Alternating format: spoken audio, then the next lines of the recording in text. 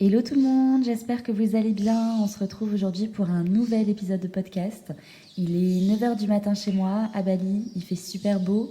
On entend le bruit des petits oiseaux derrière. Je ne sais pas si vous allez entendre derrière ma voix, mais je me suis dit, allez, c'est le bon moment pour vous faire cet épisode. Aujourd'hui, épisode un petit peu spécial. Je voulais vous partager l'expérience que j'ai vécue ici. Euh, j'ai fait ce qu'on appelle une CAB, alors Kundalini Activation et le B, je sais même pas c'est quoi. Mais en tout cas, voilà, une activation de la Kundalini. Ça faisait hyper longtemps que j'avais envie de tester ça. Alors pour ceux qui connaissent pas, je vous invite à aller regarder sur internet. Ça fait un petit peu peur quand on voit les vidéos parce que souvent on voit les personnes en fait qui s'activent.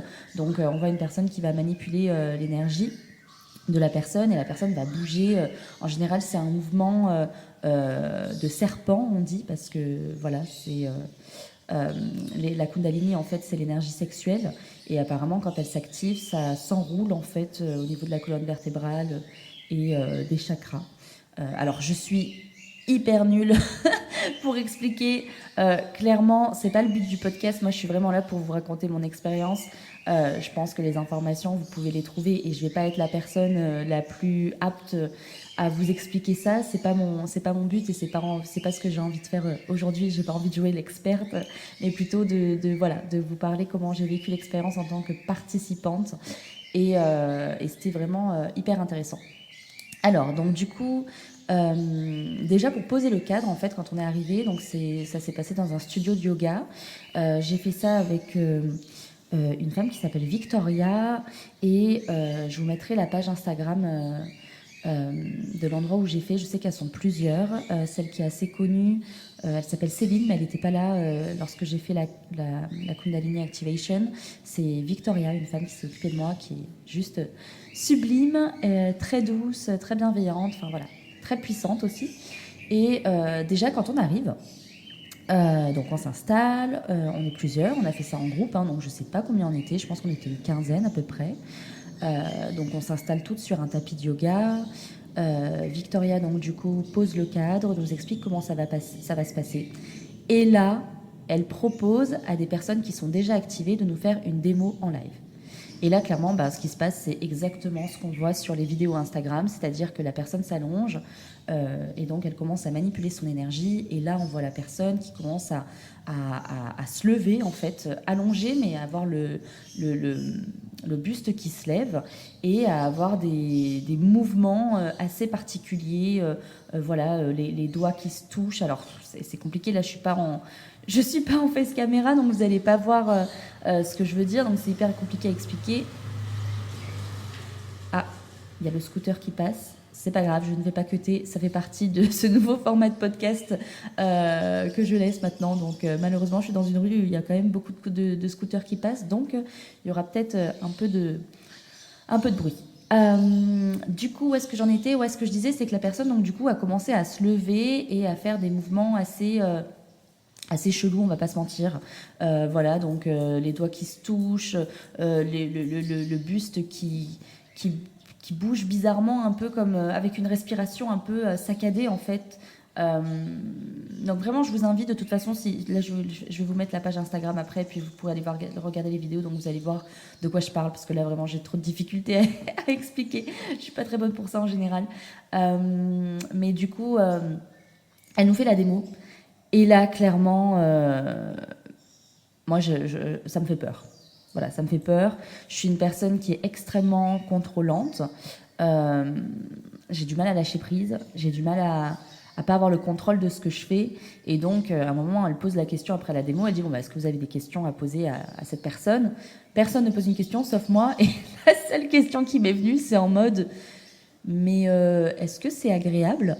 Parce qu'en fait, voilà, comme elle était enfin voilà, comme j'avais l'impression qu'elle contrôlait pas trop son corps et que la respiration était très saccadée, et puis les expressions sur son visage ne me rassuraient pas, quoi. J'imagine bien que c'était pas douloureux non plus, mais ça avait pas l'air hyper agréable. Donc je lui dis juste, est-ce que c'est agréable, quoi? Parce que euh, voilà, c'est la question qui m'est venue.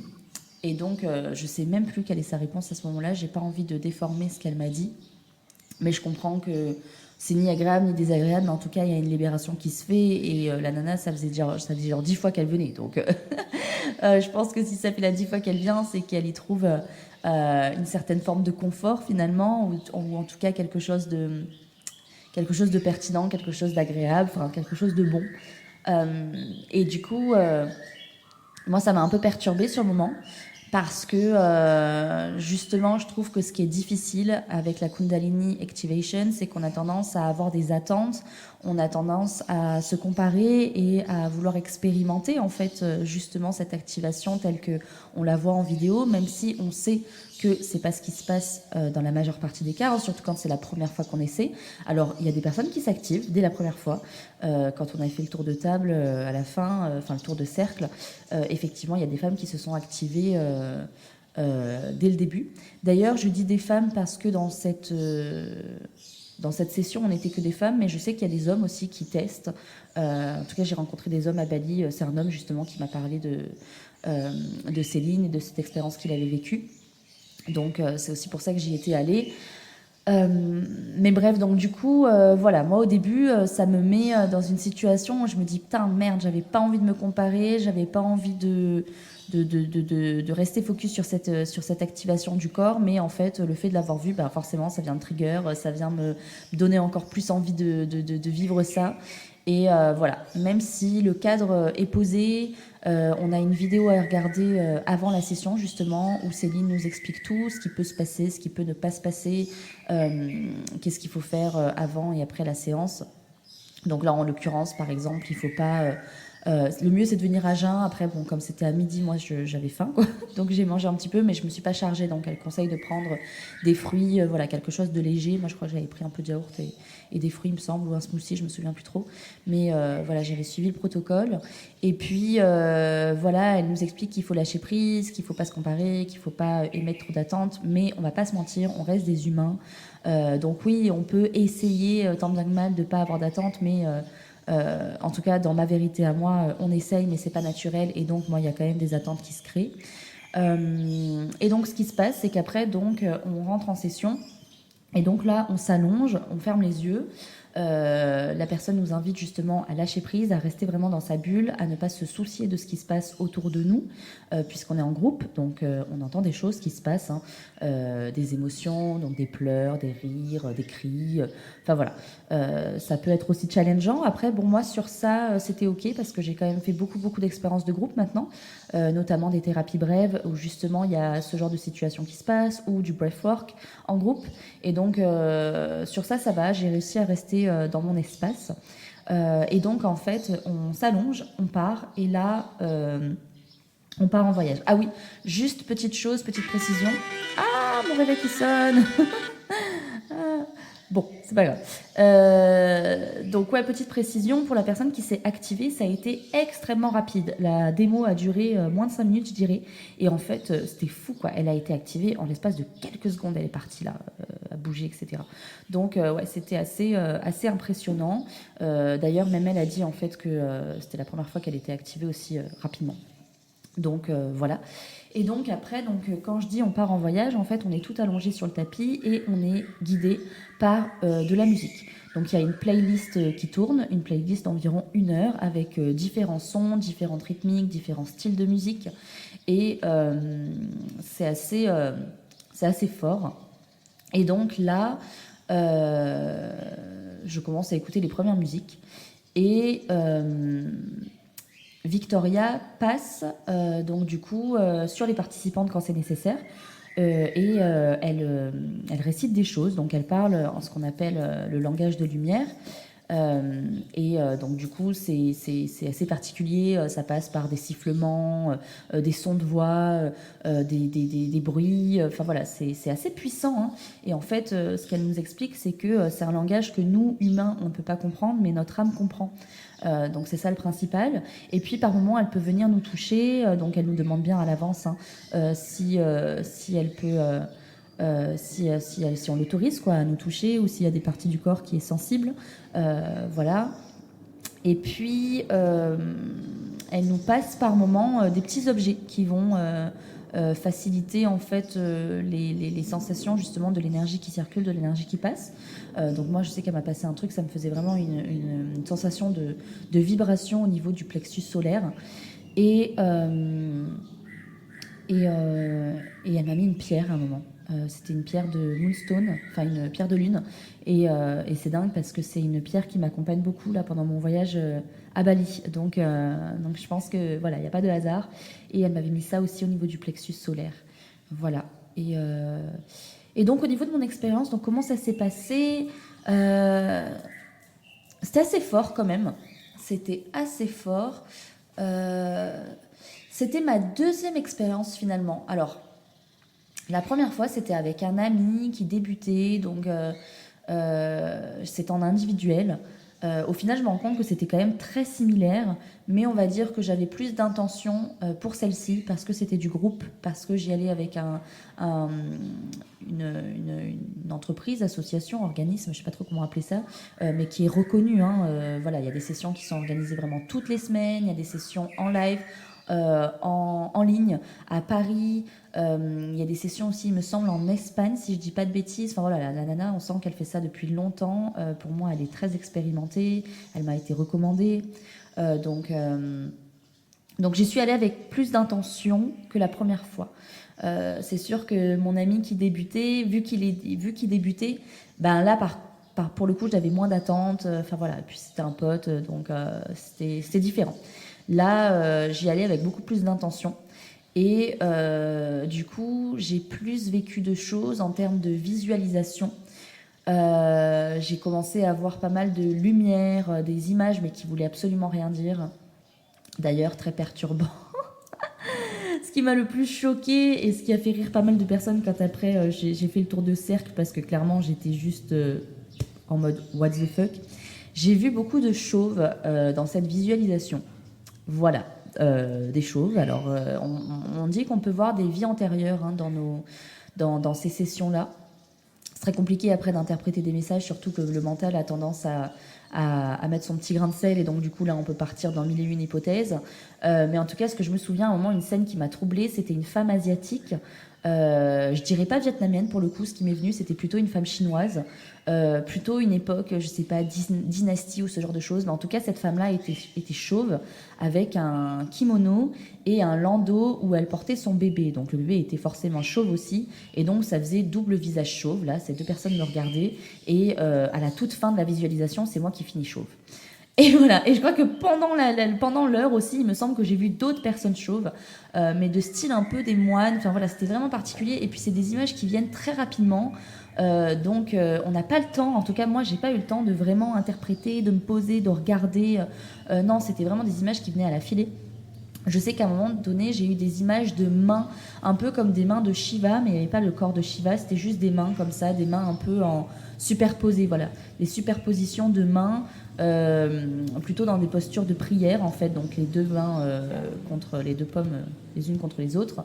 Euh, et puis, voilà, des silhouettes de personnes, et vraiment cet effet de superposition. Et puis, il me semble que j'ai vu quelques formes géométriques, quelques couleurs. Je crois qu'à un moment, justement, j'ai aperçu toutes les couleurs de l'arc-en-ciel, donc certainement en référence au chakra. Donc c'était assez puissant. Et puis après, en termes de sensations, par contre, ce qui était dingue, c'est qu'à un moment donné, j'ai senti que ça travaillait vraiment au niveau des jambes. Et une sensation de lourdeur. J'avais déjà l'impression de même plus être sur mon tapis de yoga. Clairement, j'avais l'impression d'être sur le sol, voire même de ne faire qu'un avec le sol. Et puis vraiment une sensation que mes jambes étaient lourdes. À un moment, justement, je suis revenue un peu à moi. Je suis un peu sortie de cet état de transe pour voir si je pouvais avoir un contrôle sur mon corps. Et clairement, je ne pouvais plus bouger mes jambes. C'était trop lourd, quoi. Alors évidemment, si je forçais et que je sortais complètement de l'effet de transe, j'aurais pu lever les jambes. Mais voilà. À un moment, j'ai eu aussi une sensation au niveau de la gorge, comme une brûlure qui a été assez rapide. Et puis, par moment, je crois que j'ai eu un bras qui s'est levé et une jambe qui s'est levée, mais un peu comme une sensation de spasme. Vous voyez, quand vous tombez dans le sommeil et qu'il y a voilà, un peu ce spasme, une jambe, un bras qui se lève, voir le bus, ça m'a fait ça. Donc, je pense pas avoir été activée, en tout cas tel que je l'ai vu pendant la démonstration ou tel que j'ai pu le voir sur les vidéos. Mais voilà pour mes sensations physiques. À la fin, ah oui, j'avais quand même beaucoup de mal à lâcher prise, hein. Beaucoup de pensées qui viennent. Enfin voilà, c'est terrible, hein. Ça c'est moi, hein. C'est mon côté Athéna, très cérébral. Beaucoup de pensées, mais qui n'ont rien à voir. Et puis cette phrase qui se répète tout le temps, lâche prise, lâche prise, lâche prise. Mais bon, forcément, si je me répète lâche prise, ben je ne lâche pas prise, hein, forcément. Et puis des trucs, je pensais à des clientes, ah tiens, faudrait que je fasse ça, tiens, dans mon travail, enfin voilà, des trucs auxquels j'avais pas du tout envie de penser, mais qui viennent là. Et puis en plus, qui passent comme une fraction de seconde, parce que j'ai même pas le temps de noter l'information qu'elle est déjà partie ailleurs, quoi. Donc voilà, et puis au final, l'heure passe assez rapidement, et quand c'est terminé, on revient à nous. Donc en douceur évidemment, hein, on a quelques minutes, hein, pour récupérer, on se met un moment dans la position qu'on veut aussi pour reprendre possession de notre corps et puis se donner un peu d'amour, être dans une posture confortable avant de revenir à la vie réelle. Et puis donc moi je me mets forcément, enfin toujours en posture un peu fétale, hein, sur le côté, puis je ferme les yeux et puis je me mets sous ma couverture et voilà. Et quand je reprends enfin mes esprits et que c'est à mon tour de parler, je sens que je suis complètement high en fait, hein. J'ai l'impression d'avoir fumé 10 joints, je suis sur une autre planète, je suis dans un état de détente extrême et puis en même temps très perturbée de tout ce que j'ai vu. D'ailleurs, pour les chauves, mon mental, après qu'il joue des tours, le premier truc c'est en mode oh mon Dieu, et si c'est l'annonce d'un cancer, quoi. Parce que je me vois sans cheveux et tout de suite je pense à la maladie. Et là, bon, après, je sais que moi, c'est dans ma programmation, hein, j'ai tendance à dramatiser beaucoup, parce que, ayant grandi dans une ambiance familiale, dans les drames, avec la violence, etc., c'est quelque chose qui est très actuel encore. Si par exemple, mon copain part, prend la route, et que j'ai pas de nouvelles pendant 3 heures, et bien tout de suite, je vais avoir tendance à me dire, oh là là, il lui est arrivé quelque chose. Enfin voilà, donc je suis encore beaucoup dans ces schémas-là. Donc je pense que c'est par rapport à ce schéma de pensée-là que je suis partie sur cette conclusion-là. Aujourd'hui, ce que je pense, c'est que par moments, ça sert à rien de toujours chercher des explications à ce qu'on voit, à ce qu'on vit, mais plutôt juste à accueillir l'expérience telle qu'elle est. Dans l'intuition, ce qui m'est venu, c'est peut-être une vie antérieure. Et puis après, c'est en fait, on s'en fiche que ce soit une vie antérieure, que ce soit un message, peu importe. En tout cas, ce qui est beau, c'est que j'ai reçu ça comme vision. Et par moments, moi, j'ai tendance, avec mes capacités extrasensorielles, à être un peu dure avec moi-même quand je vois pas.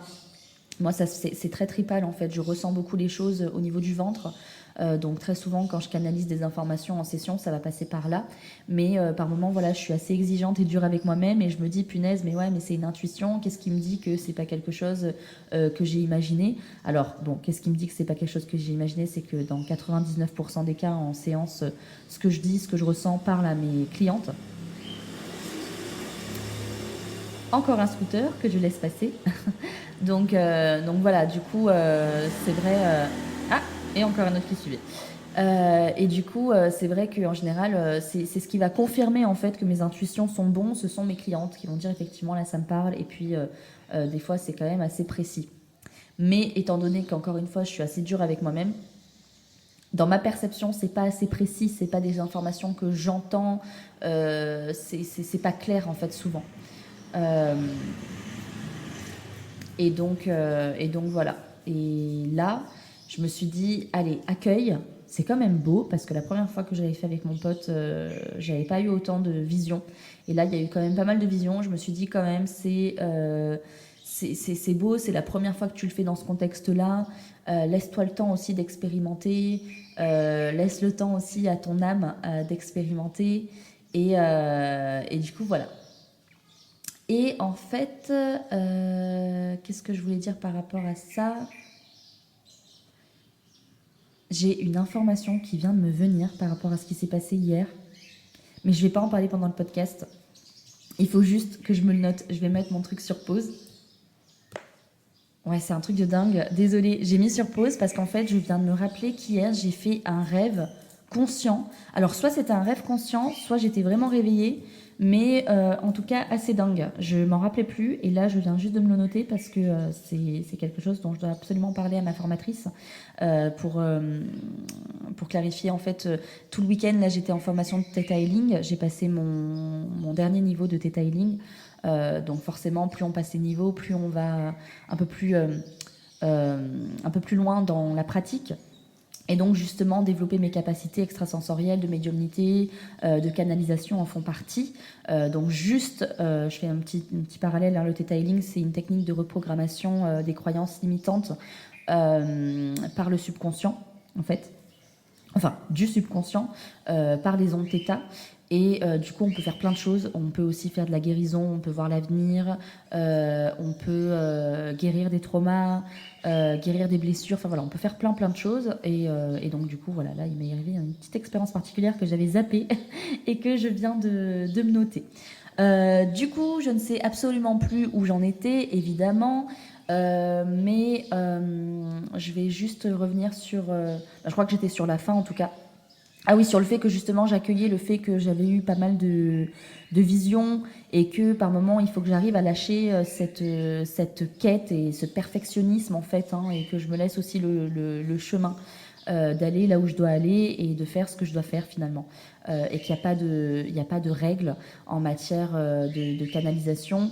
Et encore une fois, il ne faut pas se comparer. Parce que souvent, j'ai tendance à me comparer à des personnes qui, en plus, canalisent depuis bien plus longtemps que moi, qui sont entourées de personnes qui canalisaient, qui ont eu des transmissions aussi.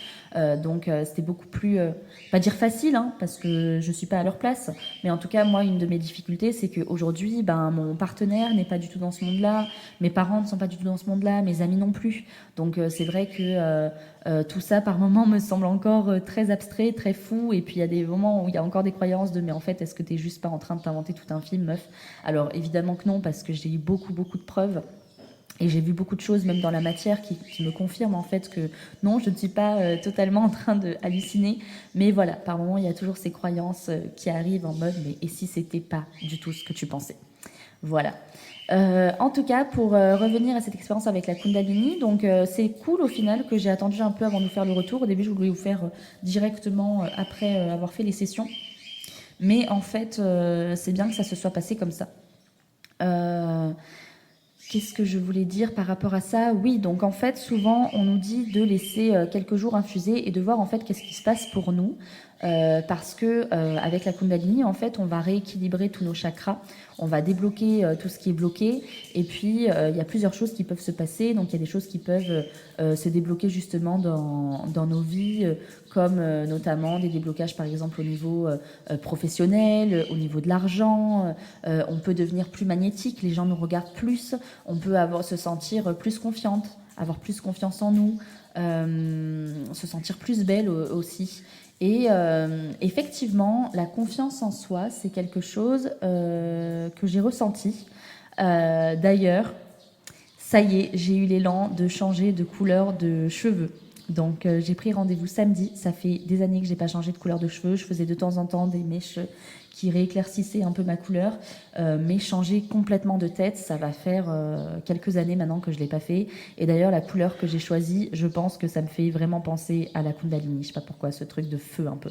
Donc je vous donne pas trop d'indices, mais je pense que voilà, vous avez déjà un peu l'image, je pense, de la couleur de cheveux que j'ai envie d'avoir. Si je vous dis feu, mais en tout cas, j'ai hâte. Il y a un mélange d'excitation, de hâte, de peur, parce que c'est un gros changement hein, capillaire. C'est un changement d'identité aussi, je le sens bien. Hein.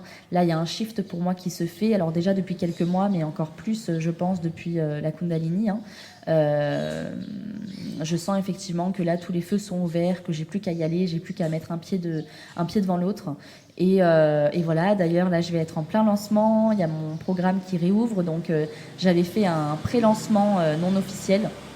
Donc, j'ai déjà 4 personnes qui ont rejoint le mentoring et 9 personnes qui ont rejoint les cercles de femmes. Voilà, j'ai vraiment hâte de cette deuxième cohorte. On va vivre des choses de dingue avec une retraite qui est prévue, donc, du coup, en Égypte. Voilà, donc il y aura, je vais en parler. Là, il y a une masterclass que j'organise la semaine prochaine. Donc, je vais officialiser la date sur les réseaux sociaux et aussi dans la newsletter très prochainement. Donc, ne vous inquiétez pas, vous aurez toutes les informations. Et c'est une masterclass qui va être juste incroyable parce que c'est un sujet qui va parler, je pense, à toutes les femmes. Donc, je vous conseille vraiment d'être là et de booker la date. Ce sera donc du coup le 22 juillet à... Oula 22 juillet à 20h, heure française. Voilà. Décidément, les chiens, les scooters, c'est génial. Les oiseaux. Je ne sais pas si vous entendez aussi le bruit des feuilles, le bruit du vent. Mais voilà, il y a beaucoup, beaucoup d'actions là autour de moi. C'est assez cool. Très dynamique, j'adore. Et bref, tout ça pour dire que, pour finir cet épisode, c'était une expérience très intéressante que j'ai vraiment envie de refaire. Alors au début, je voulais refaire une séance la semaine qui arrive, parce que du coup, elle fait des sessions tous les jeudis. Et puis finalement, je me suis dit, non, quand même, laisse-toi le temps d'infuser. Laisse le temps de voir un petit peu ce qui se passe pour toi. T'es pas aux pièces. Et puis, je reviendrai à Canggu, je pense, au mois de septembre. Et donc, je referai des sessions au mois de septembre, quitte à refaire des sessions plus rapprochées. Voilà.